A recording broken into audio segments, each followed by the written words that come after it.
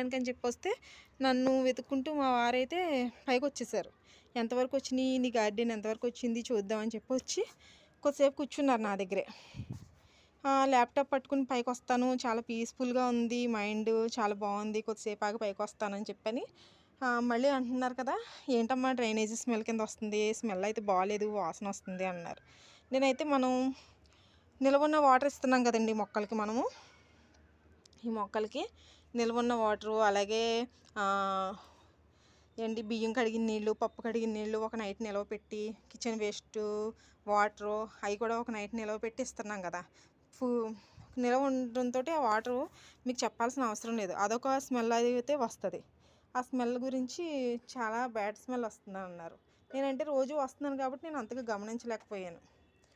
సర్లే అని చెప్పి దీనికి ఏదో ఒకటి చెయ్యాలని చెప్పి అనుకున్నాను. నైట్ కింద పూలు అయితే చాలా బాగా స్మెల్ వాసన వస్తాయి.